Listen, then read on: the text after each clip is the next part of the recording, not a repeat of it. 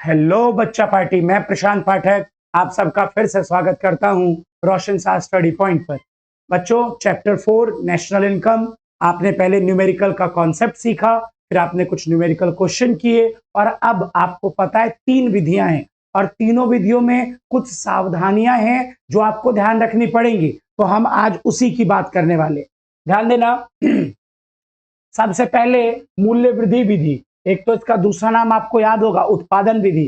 तो इस विधि में किन किन बातों का हमें ध्यान रखना चाहिए।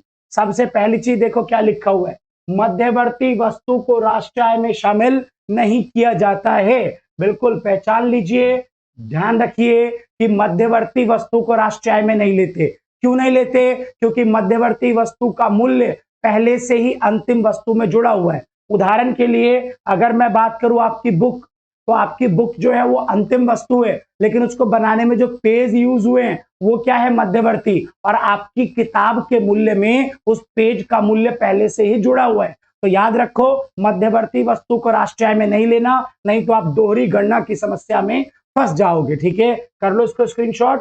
पहले पॉइंट को एक एक करके, सारे पॉइंट आ रहे हैं आपके पास। तो पहला पॉइंट हो गया। दूसरा देखो क्या है, ध्यान देना, बहुत इंपॉर्टेंट है। क्या लिखा है, बिक्री और सेकेंड हैंड माल को खरीदने और खरीद इसमें शामिल नहीं होती है। ध्यान रखो, जब कभी भी आप पुरानी वस्तु का क्रय विक्रय करते हो, सेकेंड हैंड गुड्स का, यार आवाज आज थोड़ी फटी फटी सी आ रही है ना। अगर आप कभी भी सेकेंड हैंड, कोई बात नहीं यार, काम चला लेना इस वीडियो में। अगर आप कभी भी सेकेंड हैंड गुड्स का सेल परचेस करते हो तो उसको राष्ट्रीय आय में नहीं लेना। पूछो क्यों? देखो, 2018 में रोशन ने एक कार खरीदी थी, ठीक है, और 2025 में रोशन ने वो कार मुझे बेच दी। अब समझो, 2018 में वो कार बनी और रोशन ने उसे खरीदा, तो आप समझो कि उस कार की वैल्यू को 2018 की जीडीपी में लिया जा चुका है। और अब जब 2025 में वो पुरानी कार फिर से मैं खरीद रहा हूं और उसको दोबारा राष्ट्रीय आय में लिया जाएगा तो 2 बार काउंट हो जाएगा। इसलिए क्या बोला गया कि अगर कभी भी सेकेंड हैंड गुड्स, पुरानी वस्तु का क्रय विक्रय किया जा रहा है तो उसको राष्ट्रीय आय में शामिल नहीं किया जाता है, क्योंकि जिस साल वो नया था उस साल के राष्ट्रीय आय में उसे शामिल किया जा चुका है।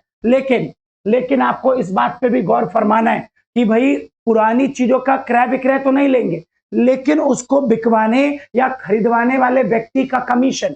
समझो, रोशन की वो कार मुझको बिकवाने का काम आपने किया और बदले में आपने हम मुझसे भी और रोशन से भी 10% कमीशन लिया। तो वो जो कमीशन है उसको राष्ट्रीय आय में लिया जाएगा। वजह क्या है?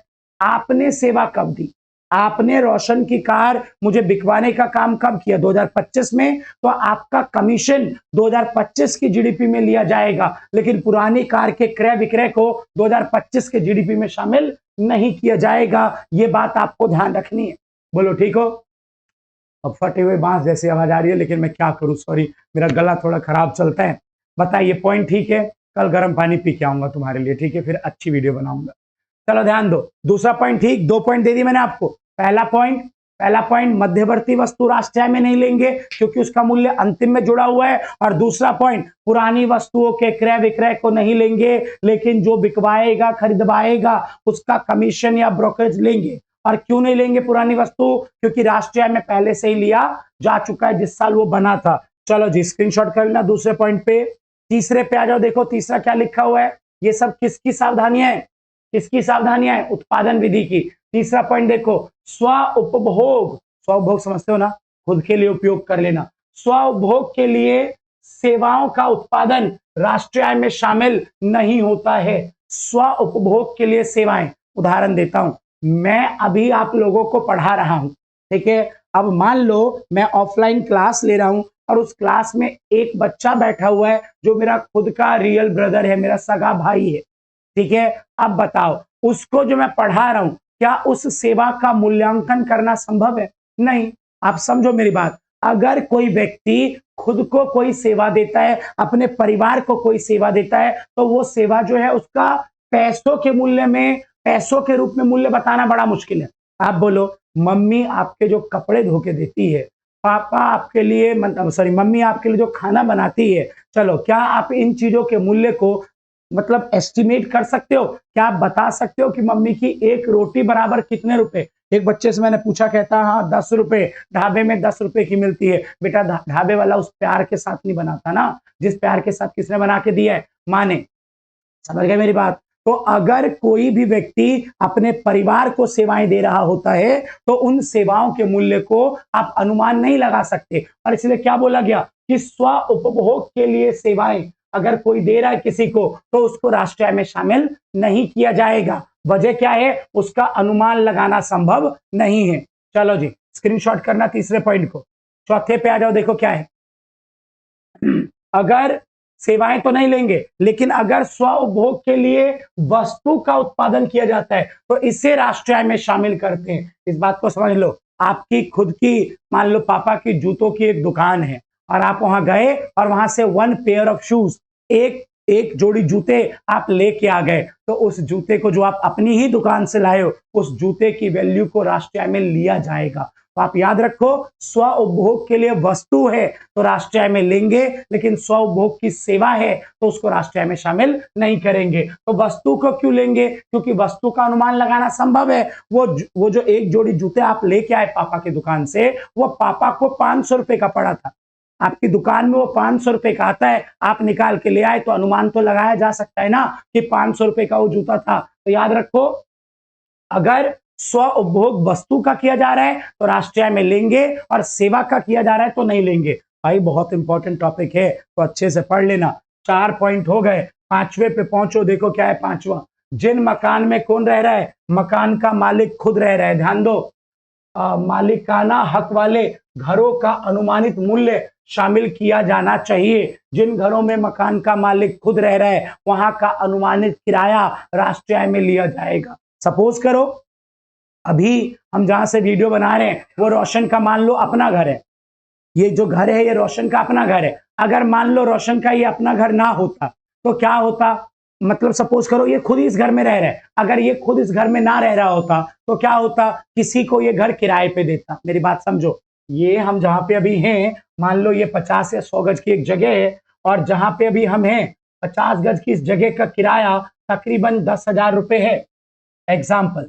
लेकिन अभी हमने ये घर, रोशन का घर है ये, और अभी हमने ये किराए पे नहीं दिया, हम यहाँ पे खुद रहते हैं, ठीक है। अच्छा, अगर ना रहते तो किसी को किराए पे देते, वहां से किराया कितना मिलता? अनुमानित 10,000 रुपए। तो किराए का अनुमान लगाया जा सकता है ना। तो याद रखो, जिन घरों में मकान का मालिक खुद रहेगा उन घरों के किराए का अनुमान लगाना संभव है, रियल वैल्यू बताना संभव है। तो इसीलिए जिन घरों में मकान का मालिक रहता है उन घरों के अनुमानित मूल्य को, अनुमानित किराए को राष्ट्रीय आय में शामिल किया जाता है। समझ गए? अगर ये ना रहता तो किराए पे देता, जो सुविधाएं ये उठा रहा है वो सुविधाएं किराएदार उठाता और बदले में 10,000 रुपए देता, तो अनुमान लगाया जा सकता है। तो याद रखो, जिन घरों में मकान का मालिक खुद रहता है वहां का अनुमानित किराया आपको राष्ट्रीय आय में शामिल करना है। चलिए स्क्रीनशॉट कर लीजिएगा पॉइंट का। अगला पॉइंट है आपके पास स्टॉक में परिवर्तन। देखो क्या लिखा है, माल के स्टॉक में परिवर्तन। तो बच्चा बहुत सीधी बात बोलूंगा मैं, कभी भी स्टॉक में परिवर्तन आता है वर्ड, स्टॉक में परिवर्तन होता क्या यार? ये देखो, साल के शुरुआत में मान लो टी शर्ट बनाने का बिजनेस है आपके पास, साल के शुरुआत में 5 लाख रुपए की टी शर्ट थी आपके पास, एंड में 8 लाख की हो गई। तो बताओ कितने का परिवर्तन आया? 8 लाख माइनस 5 लाख, 3 लाख, 3 लाख का स्टॉक में परिवर्तन आया। तो ये क्या है? स्टॉक में परिवर्तन क्या होता है? याद रखो, पूंजी निर्माण का भाग होता है। याद रखो, change in stock is the part of capital formation. Stock में परिवर्तन पूंजी निर्माण का भाग है और इसलिए इसको राष्ट्रीय में शामिल किया जाएगा। देखो क्या है, इन्वेंट्री के स्टॉक में शुद्ध वृद्धि को राष्ट्रीय आय में शामिल किया जाएगा, क्योंकि यह पूंजी निर्माण का एक हिस्सा माना जाता है। पूंजी निर्माण मतलब निवेश का हिस्सा। तो आप अपने दिमाग में इन 6 पॉइंट को खट खट खट खट खट करके डाल लीजिए, क्योंकि बहुत इंपॉर्टेंट है। देख लो एक बारी फिर से, पहला पॉइंट क्या था आपके पास? ये उत्पादन विधि की सावधानियों में है। पहला पॉइंट क्या था आपके पास? मूल्य वृद्धि विधि में मध्यवर्ती वस्तु को नहीं लेंगे। क्यों नहीं लेंगे? क्योंकि अंतिम में जुड़ा हुआ है। दूसरा पॉइंट क्या था आपके पास? पुरानी वस्तु के क्रय विक्रय को नहीं लेंगे, क्योंकि जब ये नया था तो उस साल के जीडीपी में लिया जा चुका है, लेकिन जिसने इसको बिकवाया या खरीदवाया उसका ब्रोकरेज या कमीशन लिया जाएगा। उसके बाद स्व उपभोग के लिए सेवाओं के उत्पादन को नहीं लेंगे। अगर एक दूसरे में परिवार के मेंबर एक दूसरे को कोई सेवा दे रहे हैं तो उसका अनुमानित मूल्य राष्ट्रीय आय में नहीं लिया जाएगा। वस्तुओं के स्व उपभोग को राष्ट्रीय आय में शामिल किया जाएगा। फिर जिन घरों में मकान का मालिक खुद रह रहा है वहां का अनुमानित किराया राष्ट्रीय आय में लिया जाएगा, क्योंकि अनुमान लगाना संभव है। और लास्ट मैंने क्या बोला आपको, माल सूची में परिवर्तन, इन्वेंट्री का चेंज, स्टॉक का चेंज राष्ट्रीय आय में लेंगे, क्योंकि यह पूंजी निर्माण का हिस्सा है। ये उत्पादन विधि की सावधानियां थी। चलो आय विधि, दूसरा method income method. Income method से अगर आप, आय विधि से अगर आप राष्ट्रीय आय निकाल रहे हो तो आपको क्या सावधानियां रखनी है। पहला, हस्तांतरित आय को राष्ट्रीय आय में शामिल नहीं करते हैं। हस्तांतरित आय, ट्रांसफर इनकम है ना, छात्रवृत्ति, स्कॉलरशिप, पापा ने जो सुबह आपको पॉकेट मनी दिया वो, आपके बर्थडे पे आपके पेरेंट्स ने जो आपको पैसे दिए वो, आपने किसी भिखारी को जो दान दिया वो, ये सब क्या है, हस्तांतरित आय है, सबको पता है। Transfer income is the income, transfer income is the income which receive without rendering any productive service. अगर आपने कोई उत्पादन की सेवा नहीं दी, अगर आपने कोई काम नहीं किया, बिना काम किए आपको आय मिल गई तो उसको क्या बोलते हैं, हस्तांतरित आय। और इससे कोई काम तो हुआ नहीं, उत्पादन की कोई प्रक्रिया हुई नहीं, तो इसे राष्ट्रीय आय में शामिल नहीं करेंगे। जैसे छात्रवृत्ति हो गया, दान हो गया, वृद्धा पेंशन हो गया, याद रखे वृद्धा pension, old age pension. Retirement pension को राष्ट्रीय आय में लेते हैं, मैं पहले भी बता चुका हूं आपको। रिटायरमेंट पेंशन, कोई बंदा सरकारी नौकरी में था, वहां से रिटायर हुआ, अब वहां से उसको पेंशन मिल रहा है तो उसे राष्ट्रीय आय में लेंगे, क्योंकि पहले वो सेवा दे चुका है। लेकिन जो वृद्धा पेंशन है, मान लो कोई गरीब है और 60 से ऊपर है तो सरकार उसको वृद्धा पेंशन देती है, तो उसको राष्ट्रीय आय में नहीं लेंगे, क्योंकि वो किसका हिस्सा है, हस्तांतरित आय का। बोलो ठीक हो। इनकम मेथड, पहली सावधानी, हस्तांतरित आय को राष्ट्रीय आय में शामिल नहीं करते हैं। स्क्रीनशॉट करिए इसको, फिर दूसरे पे ले चलता हूं। दूसरी सावधानी देखो क्या है, पॉइंट रिपीट। दूसरी सावधानी का पॉइंट रिपीट, पहले भी आपने पढ़ लिया। सेकंड हैंड गुड्स और सर्विस, पुरानी वस्तु और सेवा, वो रोशन की कार वाला एग्जाम्पल। पुराने वस्तुओं के क्रय विक्रय को राष्ट्रीय आय में नहीं लेंगे, लेकिन जो बिकवाएगा या खरीदवाएगा उसकी दलाली या कमीशन को राष्ट्रीय आय में लिया जाएगा। वजह क्लियर है, जिसने बिकवाया या खरीदवाया उसने सेवा कब दी, 2025 में। रोशन की कार मुझे बिकवाने का काम आपने किया 2025 में, तो सिंपल सी बात है, आपको जो हमने कमीशन दिया वो 2025 के राष्ट्रीय आय में शामिल होगा। लेकिन रोशन की कार की वैल्यू जो मैं खरीद रहा हूं उसको राष्ट्रीय आय में 2025 में नहीं लेंगे, क्योंकि 2018 में जब वो कार नई थी तो उस साल के जीडीपी में लिया जा चुका है। तो सेम कॉपी पेस्ट वाला पॉइंट। तीसरे पॉइंट पे आओ, तीसरे पॉइंट पे आओ, देखो क्या लिखा है, शेयर्स, शेयर, बॉन्ड्स और डिवेंचर। कुछ नहीं होता, शेयर सबको पता है आज के टाइम पे। तो शेयर मतलब एक कंपनी का अंश, तो जब किसी कंपनी के अंश या डिवेंचर को खरीदोगे या बेचोगे तो उसको राष्ट्रीय आय में शामिल नहीं करते। मेरी बात को समझने की कोशिश करो। सपोज करो आज मैं ये रहा प्रशांत मेरा नाम है, और आज मैंने रिलायंस कंपनी के 1000 शेयर जिसकी वैल्यू 100 रुपए है वो खरीदी है। तो इसका क्या मतलब है, इसका सिर्फ इतना मतलब है कि भाई मैंने रिलायंस कंपनी को 1 लाख रुपए उधार दिए, बस इतना मतलब है। क्या इसमें कोई उत्पादन का काम हुआ, क्या कोई गुड्स और सर्विस बना है, नहीं हुआ ना। मेरी बात को समझो, अगर मैं आपने आज क्या किया, 1000 शेयर खरीदे, किसके, रिलायंस कंपनी के, और एक शेयर 100 रुपए का था, तो इसका मतलब सिर्फ इतना है कि आपने रिलायंस कंपनी को 1 लाख रुपए उधार दी, बस इतना मतलब है। क्या इसमें कोई उत्पादन का काम हुआ, क्या कोई गुड्स और या सर्विस बना है, कोई वस्तु और सेवा बनाई तो नहीं गई ना भी। तो याद रखो कि कभी भी अगर कोई शेयर डिवेंचर बॉन्ड्स खरीदता या बेचता है तो उसको राष्ट्रीय आय में शामिल नहीं करते। लेकिन जिस बंदे ने आपको ये खरीदवाया या बिकवाया उसका कमीशन या ब्रोकरेज आपको राष्ट्रीय आय में लेना होगा। सपोज करो सबने एक ऐप का नाम सुना होगा, फिर फ्री में प्रमोशन हो जाए, कर दो। सबने एक ऐप का नाम सुना होगा, ग्रो ऐप, ठीक है, सुना है ना। तो ग्रो ऐप के थ्रू आपने ये शेयर खरीदा है, मान लो ग्रो ऐप के थ्रू आपने ये शेयर खरीदा, तो ग्रो ऐप वाला जो अपना परसेंटेज काटेगा ना वो राष्ट्रीय आय में लिया जाएगा। क्यों, जब शेयर खरीदा तो कुछ परसेंट लेगा ना आपसे, वो उसने ही आपको ये शेयर खरीदवाया है तो कुछ परसेंट आपसे लेगा, तो भैया फिर वो जो परसेंटेज उसने काटा उसको राष्ट्रीय आय में शामिल करेंगे। क्यों, क्योंकि उसने आपको शेयर खरीदवाने की जो सेवा है वो कब दी, इसी साल ना। वही सेकेंड हैंड गुड्स और सर्विस वाली बात आ जाएगी, ठीक है। तो याद रखो शेयर डिवेंचर बॉन्ड्स के क्रय विक्रय को राष्ट्रीय आय में नहीं लेंगे, लेकिन जो व्यक्ति, जो संस्था आपका मीडिएटर का काम करके दे रही है, जो आपका शेयर डिवेंचर खरीदवा रही है या बिकवा रही है, उसका कमीशन या ब्रोकरेज आपको राष्ट्रीय आय में शामिल करना है। ठीक है भाई, आ गया? चलो आगे। गला यार फटा हुआ है, मैं क्या करूं यार, आवाज ही ऐसी खींच के आ रही है। अगला देखो क्या है, अच्छी आ गई आवाज। अगला देखो क्या है, उत्पादन क्या है आपका, हाँ याद रखिए आप, अगर कोई अचानक से अप्रत्याशित लाभ मिलता है, अप्रत्याशित लाभ, अचानक से कोई इनकम मिल गई, जैसे जैसे चोरी की इनकम, जैसे लॉटरी की इनकम, है ना, घोड़े की जो रेस होती है वहां से कमाई हुई इनकम। एक वर्ड है पूंजीगत लाभ। पूंजीगत लाभ किसे कहते हैं मैं आपको बता देता हूं। सपोज आपका घर था जो 10 लाख का था, आपने अब 12 लाख में किसी को बेच दिया, तो यहाँ पे जो 2 लाख रुपए का लाभ हुआ उसे पूंजीगत लाभ कहते हैं। तो अगर अचानक से कोई आय मिल रही है, जैसे पूंजीगत लाभ हो रहा है, लॉटरी की इनकम मिल रही है, चुरा के लाए हो, ठीक है, और घोड़े की रेस जीती है, मतलब कोई अचानक से मिलने वाली इनकम है, तो उसको राष्ट्रीय आय में शामिल नहीं करते हैं, याद रखो, है ना। अप्रत्याशित लाभ बोलते हैं इसको, क्योंकि इसका अनुमान नहीं लगाया जा सकता कितनी होने वाली है, इसलिए इसे शामिल नहीं करेंगे। देखो लिखा है ना, इसमें शामिल नहीं किया जाता है। तो याद रखो, अगले पॉइंट पे आ जाओ, 5वें पॉइंट पे। देखो क्या लिखा है, उत्पादन इकाई के मालिकों द्वारा प्रदान की गई सेवाओं का आरोपित मूल्य शामिल किया जाएगा। क्या मतलब मैं समझाता हूं।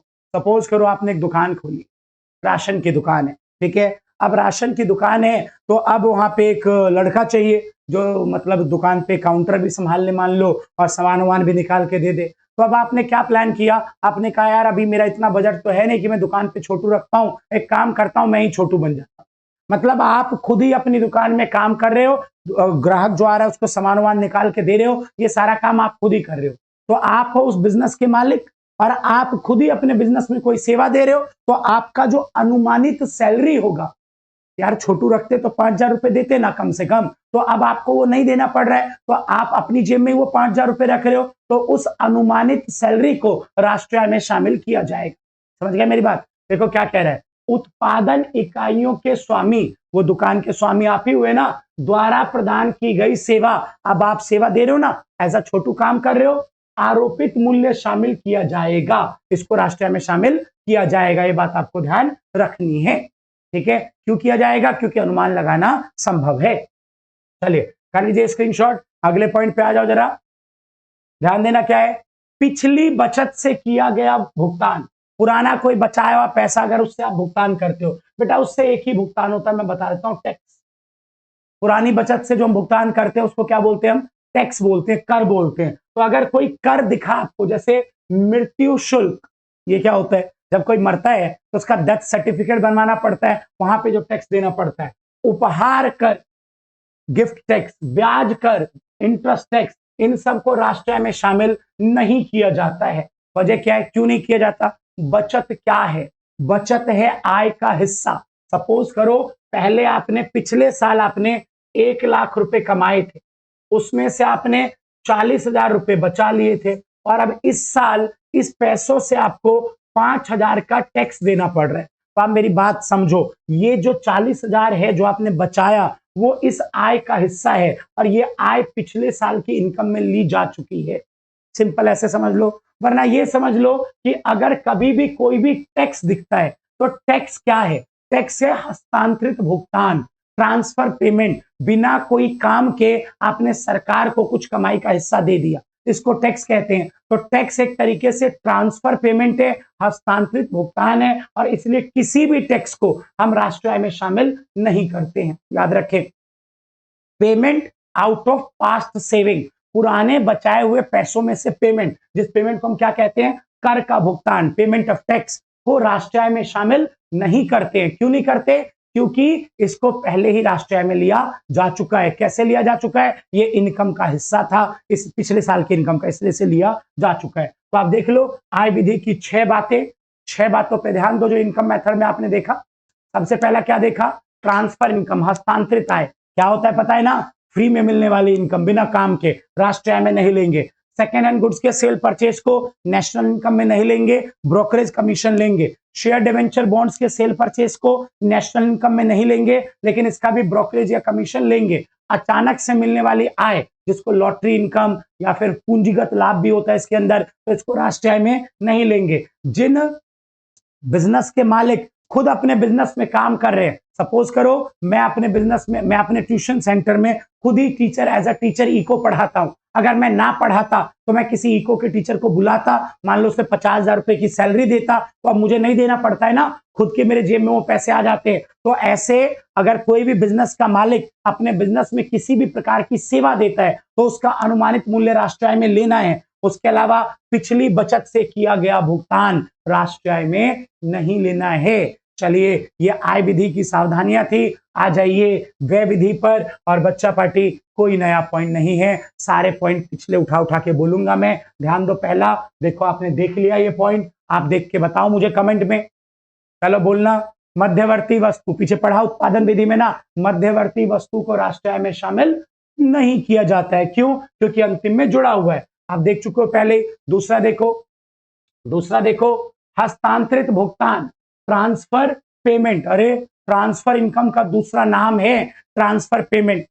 यार एक बात बताओ, सुबह सुबह पापा ने आपको पॉकेट मनी के नाम पे 100 रुपए दिए, तो आपके लिए ट्रांसफर इनकम, लेकिन पापा के लिए वही 100 रुपए क्या है? Transfer payment. तो हस्तांतरित आय या हस्तांतरित भुगतान एक ही बात है। और आप पीछे पढ़ के आए हो तो हस्तांतरित आय को राष्ट्रीय आय में शामिल नहीं करते, तो भाई इसको नेशनल इनकम में इंक्लूड नहीं किया जाएगा, याद रखना। फिर अगला पॉइंट देखो, आपने पिछले दोनों मेथड में ये पॉइंट पढ़ा है, सेकेंड हैंड गुड्स के सेल परचेज को नेशनल इनकम में शामिल नहीं किया जाता है। फिर अगला पॉइंट देखो, वित्तीय परिसंपत्ति। वित्तीय परिसंपत्ति किसको बोलते हैं बच्चों? Share debenture bonds. आपको पता है जब भी शेयर डिवेंचर बॉन्ड्स का खरीद बिक्री होती है तो उसको राष्ट्रीय आय में शामिल नहीं करते, लेकिन जिसने बिकवाया या खरीदवाया उसका कमीशन या दलाली राष्ट्रीय आय में शामिल किया जाएगा। ठीक है, उसके अलावा अगर स्वयं के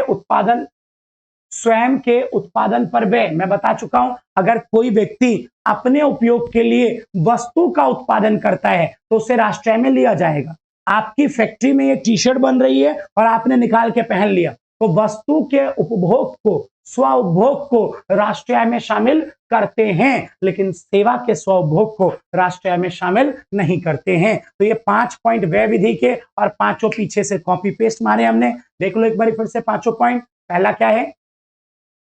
मध्यवर्ती वस्तु नॉट इंक्लूडेड, नहीं इंक्लूड करेंगे क्योंकि अंतिम में जुड़ा हुआ है। उसके बाद स्थानांतरण भुगतान मतलब ट्रांसफर पेमेंट नहीं लेंगे, ट्रांसफर पेमेंट या ट्रांसफर इनकम नहीं लेते क्योंकि कोई प्रोडक्शन का काम नहीं हुआ। सेकेंड हैंड गुड्स का सेल परचेज नहीं लेंगे क्योंकि जिस साल बना था उस साल लिया जा चुका है। ब्रोकरेज कमीशन लेंगे इसका। और फिर ऐसे ही वित्तीय परिसंपत्ति, क्या है वित्तीय परिसंपत्ति? शेयर डिवेंचर बॉन्ड्स, इसके सेल परचेज को भी नहीं लेंगे, लेकिन जिसने बिकवाया या खरीदवाया उसका कमीशन या दलाली लेंगे। और लास्ट, अगर कोई व्यक्ति क्या कर रहा है, बता दिया मैंने आपको, कोई व्यक्ति वस्तु का उत्पादन कर रहा है खुद के उपयोग के लिए, तो उसे राष्ट्रीय आय में लिया जाएगा। चलिए बच्चा पार्टी, पढ़ते रहिए, बढ़ते रहिए, तरक्की करते रहिए। जय श्री राम।